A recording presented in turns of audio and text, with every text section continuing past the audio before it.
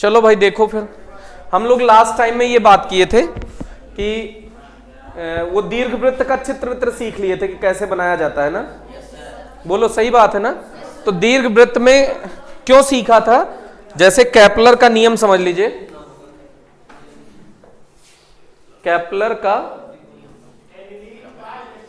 ग्रहों संबंधी नियम,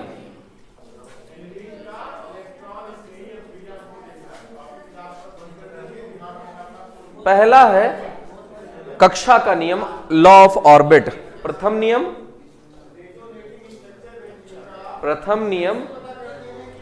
या कक्षा का नियम। अच्छा, ये नहीं कि पहले नियम की जगह दूसरा बोल दो, प्रथम नियम आया है तो प्रथम नियम ही बोलना है। बेटा इंग्लिश मीडियम क्यों ना, तो देखो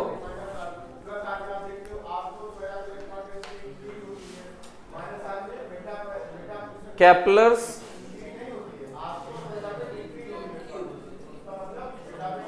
लॉ फॉर प्लैनेट,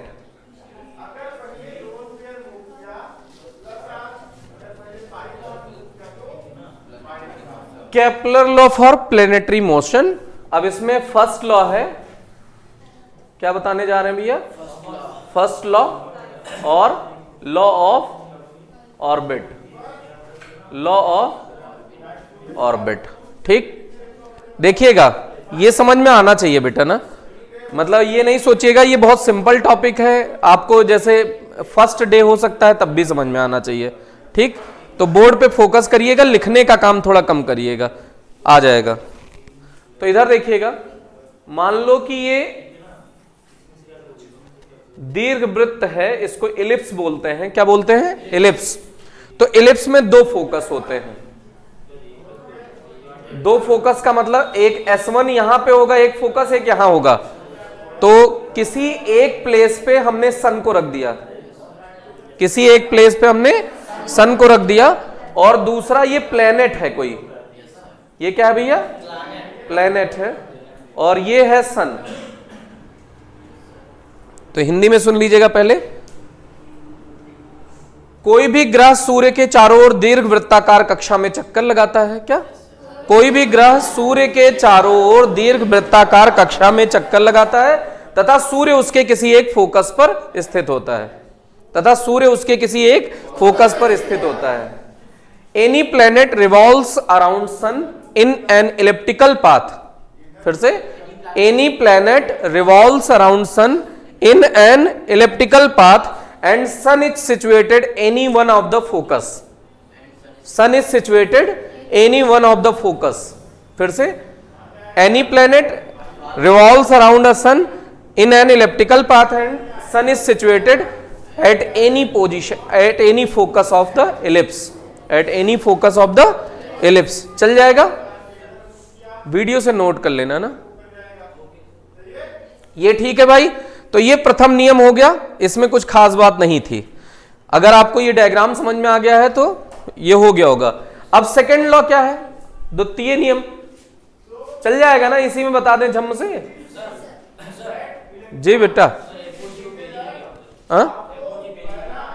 हाँ, जो P माने पास होता है ना, P माने पास, तो पेरिजीय है।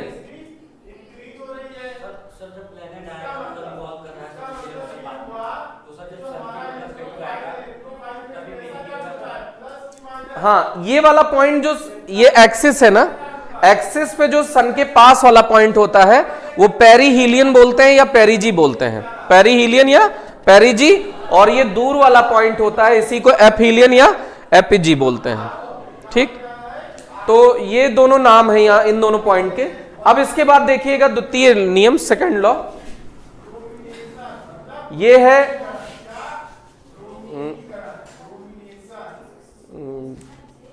क्षेत्रफल का नियम। हाँ,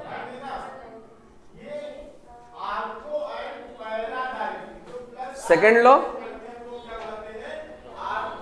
लॉ ऑफ एरिया। फिर से सुन लीजिएगा, ध्यान से सुनिएगा। ग्रह को सूर्य से मिलाने वाली रेखा, ग्रह को सूर्य से मिलाने वाली रेखा। मान लो ग्रह पहले यहां था, से यहां पहुंच गया। ग्रह को सूर्य से मिलाने वाली रेखा समान समय में समान क्षेत्रफल तय करती है। ग्रह को सूर्य से मिलाने वाली रेखा समान समय में समान क्षेत्रफल तय करती है, अर्थात ग्रहों की क्षेत्रीय चाल नियत होती है। अर्थात ग्रहों की क्षेत्रीय चाल नियत होती है। ये अभी परिभाषा रट रहे हैं, समझ में कुछ नहीं आया होगा, अभी थोड़ी देर में समझाते हैं। इतना दिमाग में गया? फिर से, the line joining from planet to sun, the line joining from planet to sun sweeps out, माने झाड़ू लगाता है, sweeps out equal area in equal interval of time. फिर से, the line joining from planet to sun, बोलो, the line joining from planet to sun sweeps out equal area in equal interval of time, sweeps out equal area in equal interval of time. तो फिर से सुनिएगा, कहने का मतलब क्या है, जैसे इसने ये क्षेत्रफल यहां तय किया, ये एरिया ट्रेवल किया इसने यहां, तो जब ये यहां जाएगा ना, तो यहां से ये यहां ज्यादा चलेगा। रीजन क्या है कि दोनों एरिया बराबर होना चाहिए, दोनों एरिया बराबर होना चाहिए। तो इसका मतलब जब ये प्लेनेट दूर होगा तब तो धीरे धीरे चलेगा, पास आएगा तो तेज चलेगा। मतलब समझो कैसे चलता है, ऐसे, इधर देखो ये सन है, ये प्लेनेट है, ऐसे ऐसे ऐसे ऐसे ऐसे ऐसे,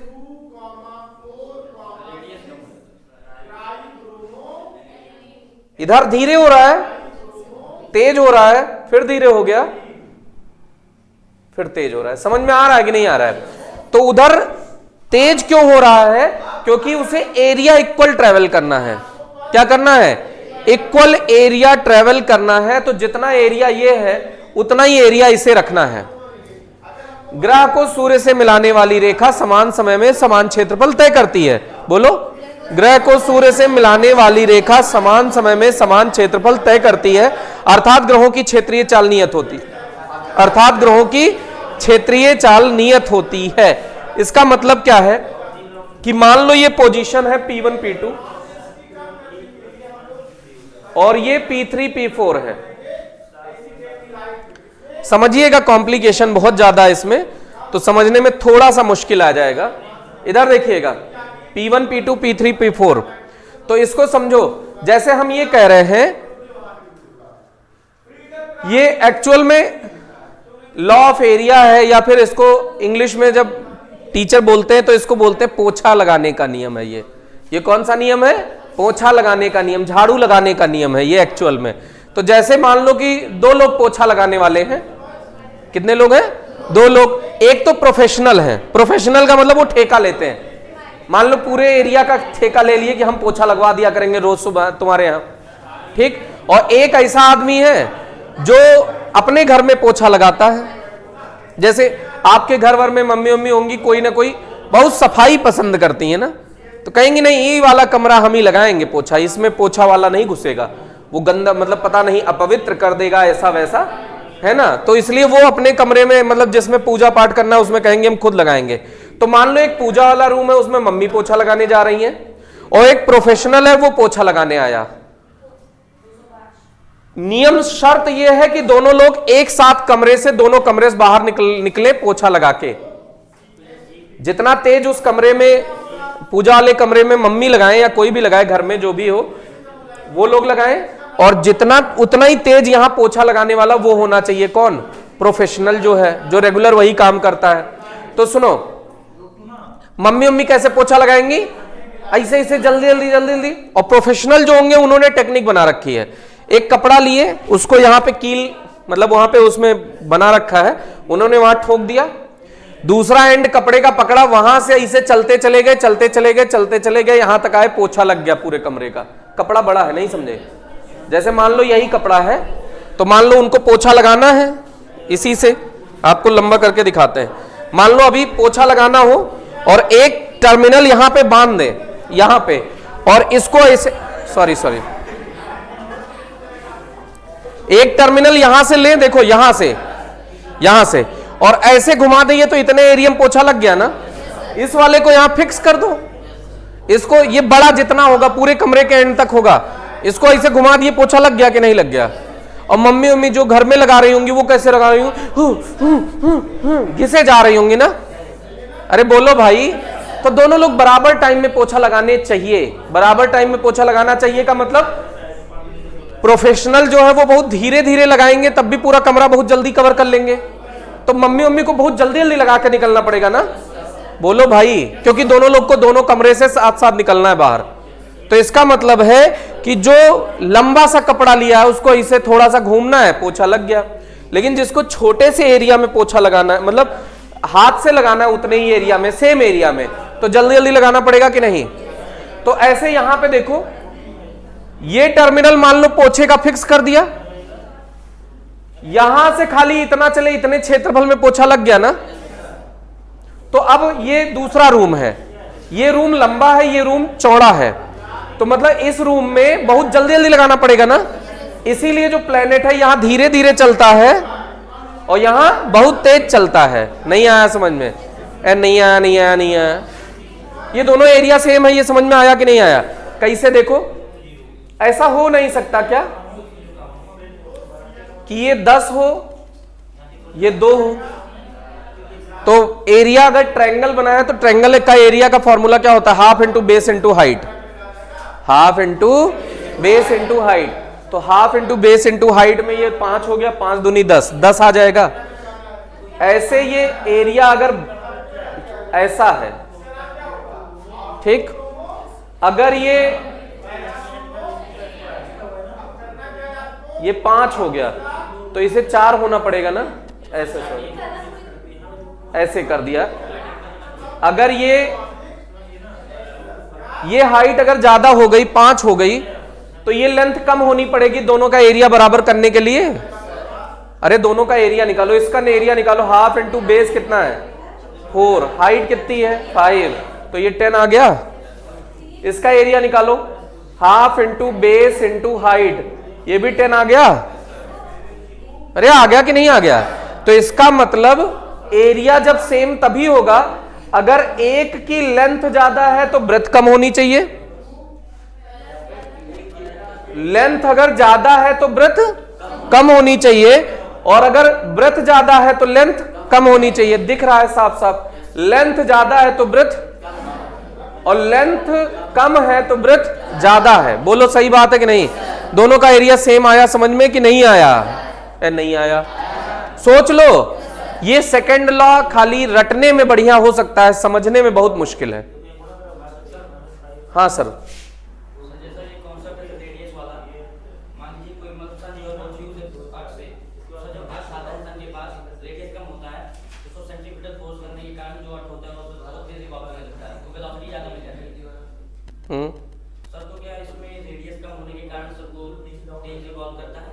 रेडियस कम होने के कारण ही तेज रिवॉल्व करता है, क्योंकि फोर्स ज्यादा एक्ट करेगा। फोर्स, हाँ, सेंट्रीपिटल फोर्स, सेंट्रीफ्यूगल फोर्स दोनों होता है। रिवॉल्व करने के कारण सेंट्रीफ्यूगल फोर्स होता है, और सेंटर की तरफ वो ग्रेविटेशनल फोर्स लगता है। इन दोनों का ग्रेविटेशनल फोर्स है सेंट्रीपिटल फोर्स। तो सेंट्रीपिटल फोर्स जब ये पास आया तो इस पे फोर्स ज्यादा लगा। फोर्स का मतलब क्या होता है? F इक्वल्स m इंटू ए। मास तो इसका जो है वो है, सपोज इसका मास m है, इसका भी m है, इसका मतलब m ही तो रहेगा, वही प्लेनेट तो है ये, तो मास सेम है। Mass into acceleration, force equals क्या होता है? मास इंटू एक्सेलरेशन, F बराबर m में होता है ना। A इक्वल्स क्या होता है? dv by dt। A equals क्या होता है? Rate of change of velocity is called acceleration. Rate of change of velocity is called acceleration. तो अगर वेलोसिटी इंक्रीज हो रही है तो इसका फोर्स इंक्रीज हो रहा है, तो वेलोसिटी को इंक्रीज होना पड़ेगा ना। नहीं आया? m dv over dt। अगर ये इंक्रीज हो रहा है टर्म, सॉरी, अगर फोर्स इंक्रीज हुआ है तो ये टर्म इंक्रीज होगा ना। मास चेंज हो नहीं सकता, तो किसे चेंज होना पड़ेगा? वेलोसिटी को चेंज होना पड़ेगा। तो फोर्स इंक्रीज हुआ, इसलिए वेलोसिटी इंक्रीज हो जाएगी। समझ में आया कि नहीं आया? वो तो अदर कॉन्सेप्ट है, लेकिन यहां पे इसका कोई रिलेशन नहीं है। इस पे केपलर ने इसका कोई यूज करके नहीं समझाया है। केपलर ने जो समझाया वो यही बताया है कि एरिया सेम होना चाहिए। क्यों होना चाहिए इसका कोई लॉजिक नहीं है। लॉजिक मेन यही है लेकिन यहां पे उनके लॉ में ये लॉजिक नहीं है। ठीक भाई, तो ये समझ में आया कि line joining from planet to sun sweeps out equal area in equal interval of time. It means areal velocity is constant. It means areal velocity is constant. ग्रह को सूर्य से मिलाने वाली रेखा समान समय में समान क्षेत्रफल तय करती है, अर्थात ग्रहों की क्षेत्रीय चाल नियत होती है। अर्थात ग्रहों की क्षेत्रीय चाल नियत होती है। समझ में आ गया ना? अब कहानी थोड़ा सा कॉम्प्लिकेशन की तरफ बढ़ रही है, तो इसको जरा ध्यान दीजिएगा, बोर्ड पे देखिएगा। अगर हम लोग ऐसे कह रहे हैं कि अकॉर्डिंग टू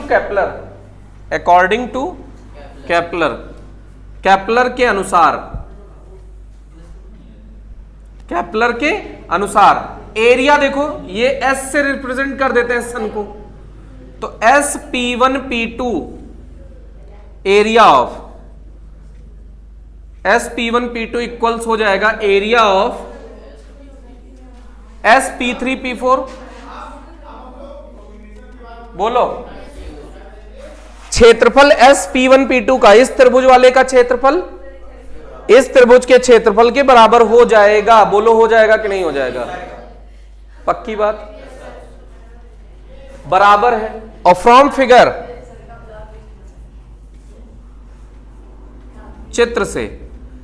चित्र से कोई भी देख के जान सकता है कि SP1 की वैल्यू SP3 से ज्यादा है। नहीं आया? SP1 ग्रेटर नहीं दिख रहा है तुमको SP3 से? SP1 बड़ा है SP3 से? SP1 बड़ा है SP3 से। बोलो, सही बात है कि नहीं? बेटा देख ही नहीं रहे हो तुम। SP1 बड़ा है SP3 से, तो अब समझना, ये पूरा एरिया सेम होना है इसके, और ये वाला लेंथ इसके बड़ा है, तो इसका मतलब P1 P2 छोटा होना पड़ेगा ना P3 P4 से। नहीं आया, नहीं आया, नहीं आया। अरे एरिया बराबर होना है ना, तो एरिया बराबर होने के लिए P1 P2 छोटा होना चाहिए किससे? P3 P4 से। अगर इसको हम साइड मान लें, इसको क्या मान लें? साइड। इसको हम क्या मान लें? Side. Half into base into height होता है ना ट्रायंगल का फॉर्मूला, तो साइड बोले तो हाइट को हमने साइड बोला है, तो साइड मान ले। तो अगर ये वाला इससे बड़ा है और इसको बराबर रखना है, क्षेत्रफल को बराबर रखने के लिए इसको छोटा होना पड़ेगा इससे कि नहीं? अरे बोलो, नहीं आया? आया कि नहीं आया? P1 P2 अगर दूरी है, इधर देखो, ये P1 P2 भी दूरी ही तो है। ये दूरी है कि नहीं है?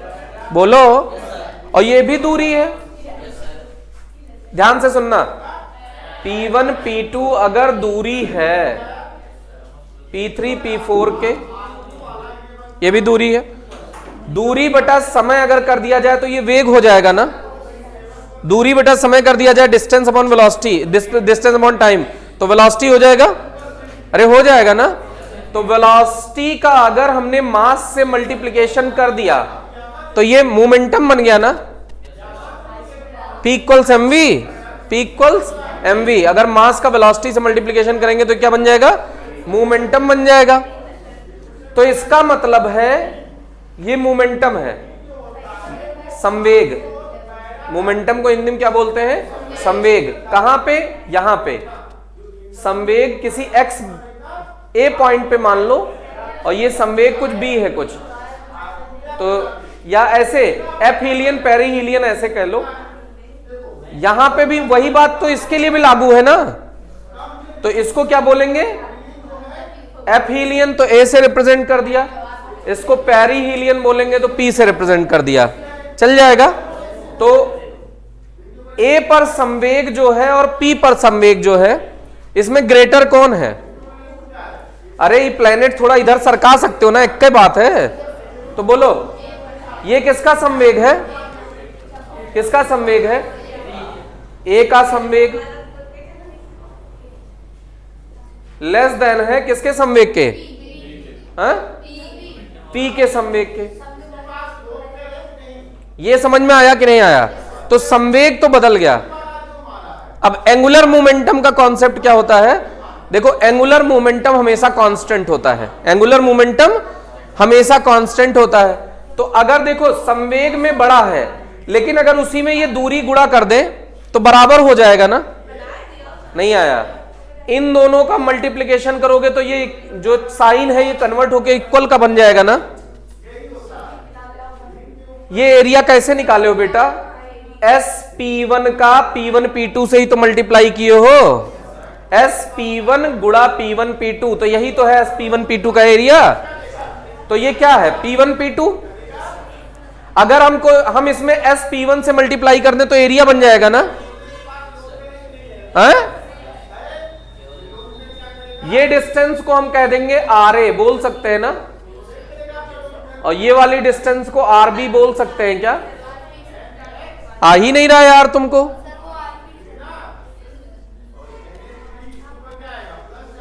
RP। अगर इसी संवेग में RA से और RP से गुणा कर दें तो ये बराबर हो जाएगा फिर से ना, ये साइन समझ ही नहीं आ रहा है। हम कह रहे हैं इसका क्षेत्रफल कैसे निकला है, इस डिस्टेंस का इससे मल्टीप्लाई किए हो ना। SP1 P2 का एरिया कैसे निकला है, SP1 का मल्टीप्लाई SP3 वो P1 P2 से किए हो। तो ये P1 P2 में अगर हमने SP1 का मल्टीप्लाई कर दिया इस नंबर में, बोलो तो क्या ये एरिया बन जाएगा, क्या ये एरिया बन जाएगा कि नहीं बन जाएगा? नहीं आया। अरे P1 P2 में ये लेंथ मल्टीप्लाई कर दोगे तो एरिया बन जाएगा। हम खाली इसकी बात कर रहे हैं, P1 P2 में इसका SP1 का मल्टीप्लिकेशन करोगे तो ये एरिया बन जाएगा। तो ये साइन इक्वल का लगेगा ना, इसमें भी तो मल्टीप्लाई करने जा रहे हैं P3 P4 का, सॉरी P3 P4 में किसका मल्टीप्लाई, SP3 का। तो SP3 का मल्टीप्लाई कर देंगे, SP3 का मल्टीप्लाई कर देंगे इंटू P का संवेग, तो क्या ये दोनों बराबर हो जाएगा।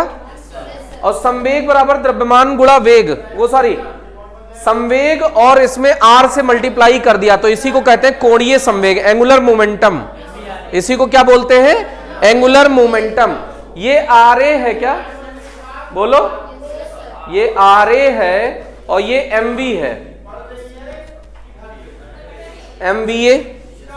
तो इसको ऐसे बोल सकते हैं क्या, RP MVP बोल सकते हैं कि नहीं।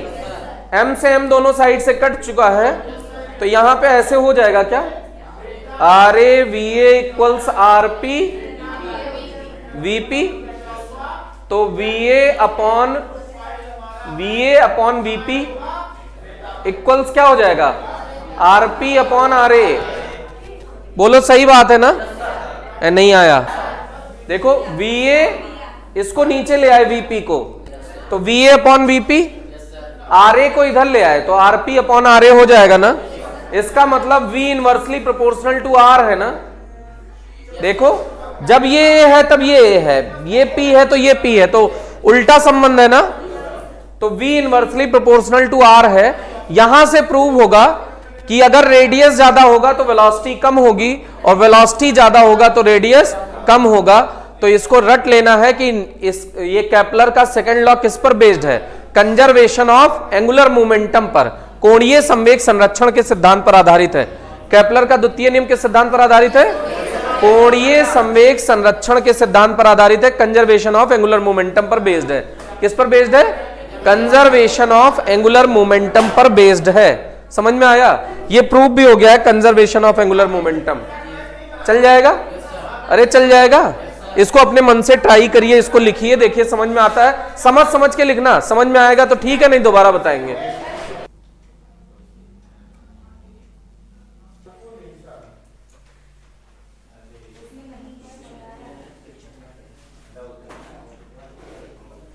देखिएगा भाई थर्ड लॉ क्या है, जैसे आपने इधर देखिए, एक मिनट इधर देखिएगा, ये आपने इलिप्स पढ़ा था। इलिप्स का ये वाला मेजर एक्सिस है, ये वाला माइनर एक्सिस है।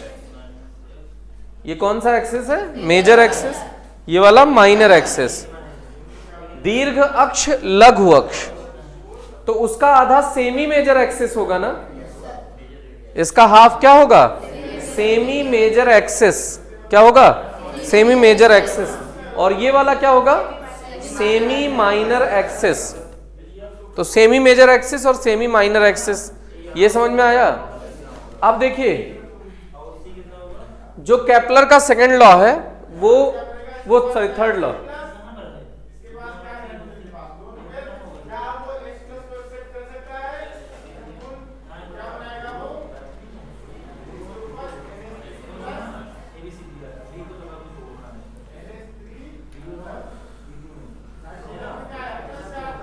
थर्ड लॉ और लॉ ऑफ पीरियड।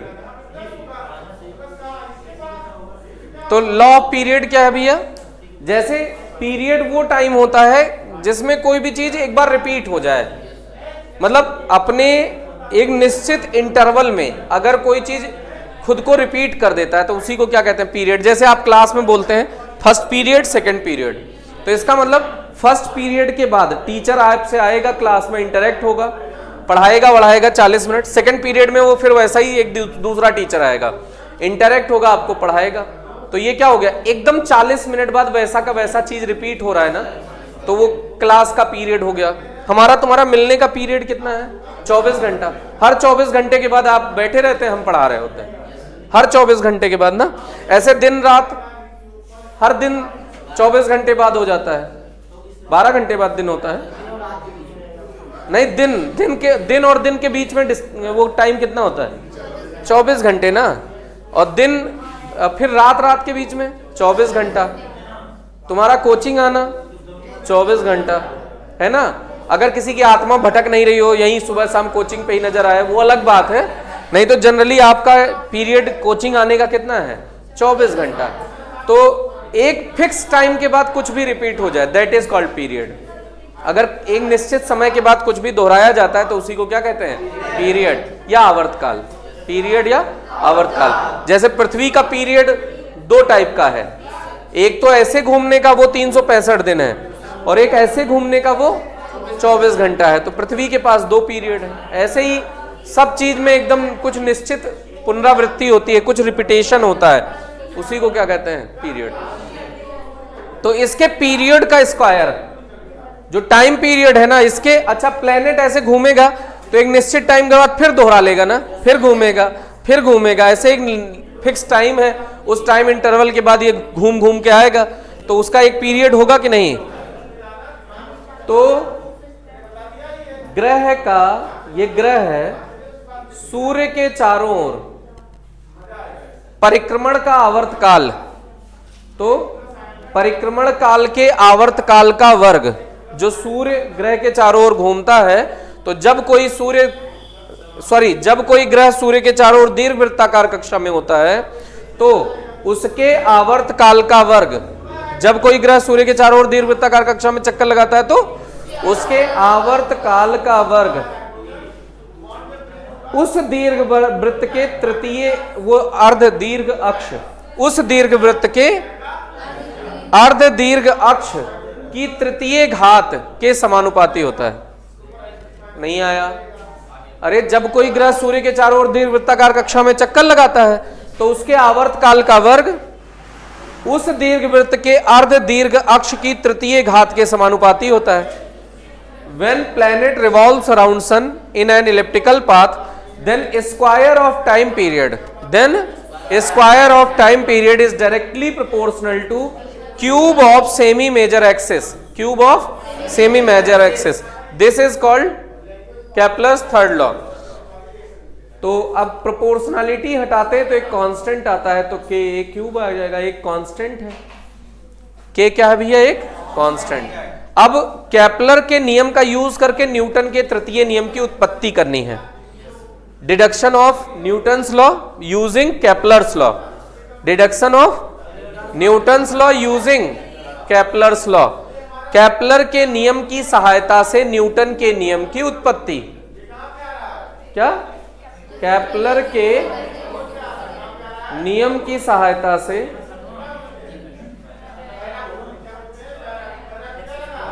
न्यूटन के नियम की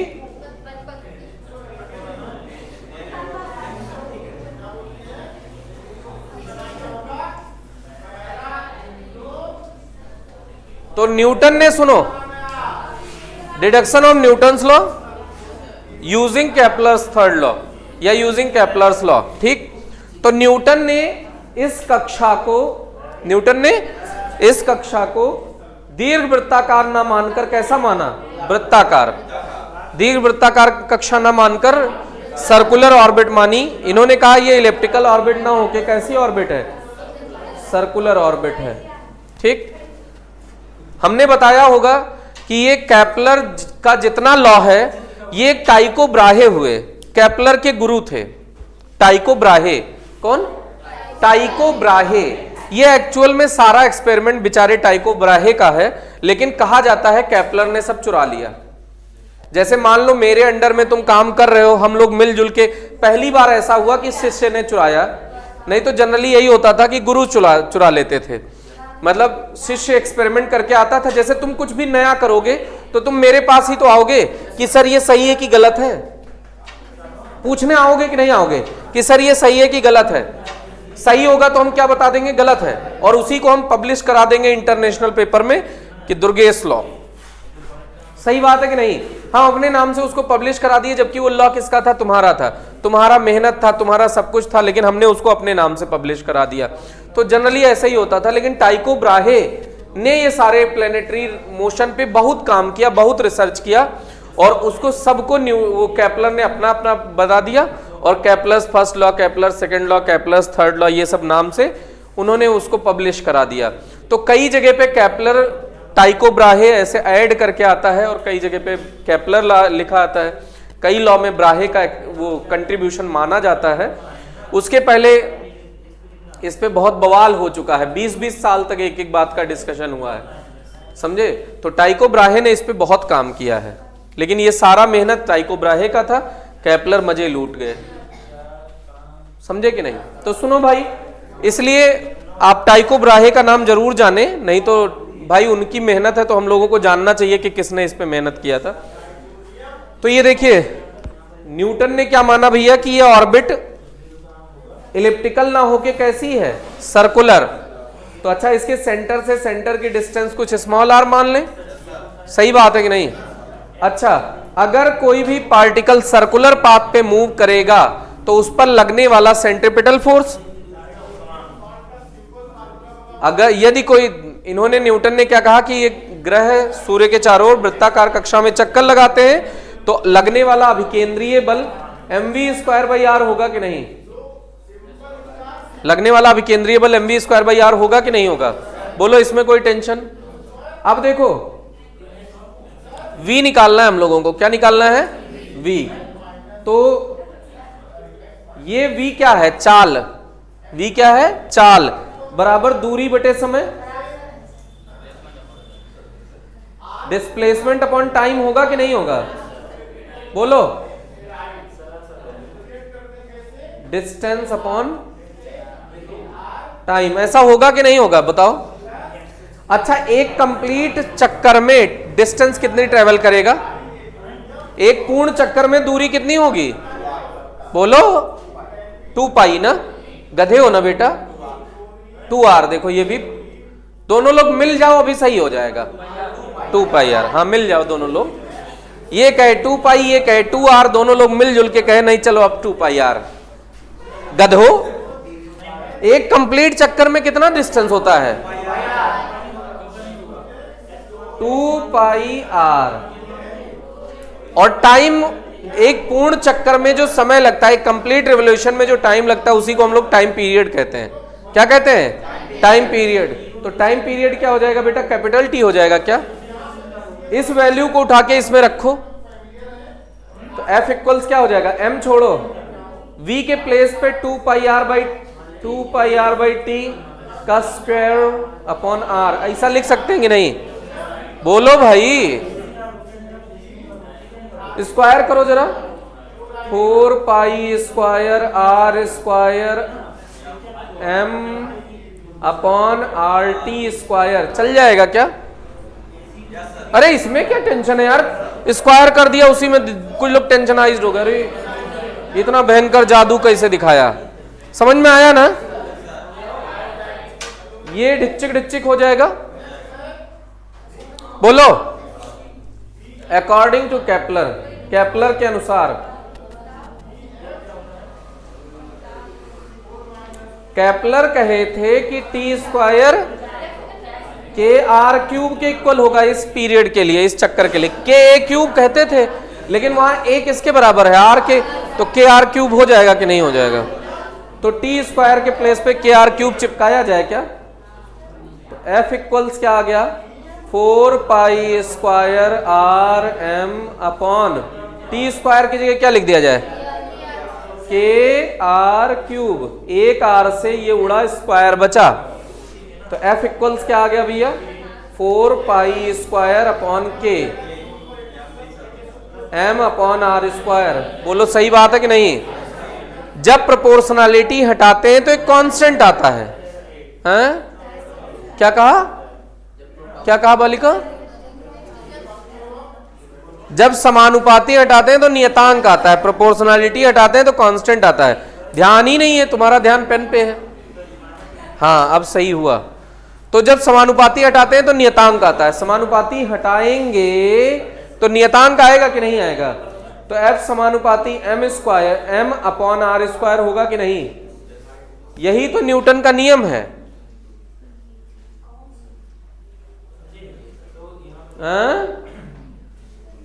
न्यूटन्स लॉ, यही न्यूटन का नियम है। कैसे यही नियम है? न्यूटन कहे नहीं थे कि मास के डायरेक्टली प्रोपोर्शनल होता है, फोर्स मास के डायरेक्टली, कहे थे कि नहीं कहे थे?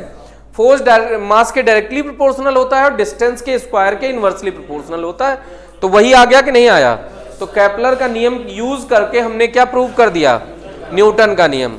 तो बोलो सत्यनारायण भगवान की। तो कथा ये समाप्त होती है इस चैप्टर की। फिर अगले टर्न पे